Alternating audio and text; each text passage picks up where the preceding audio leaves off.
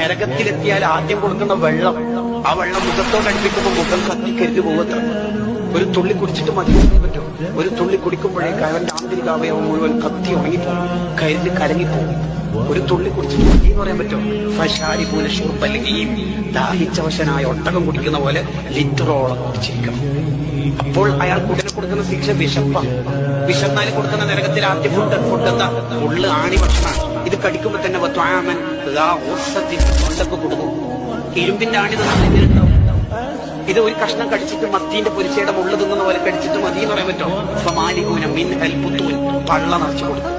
ഇവിടെ തഫാസിറുകളിൽ കാണാം ചാക്ക് നിറച്ച് മുള്ളിങ്ങനെ തീറ്റിപ്പിക്കും.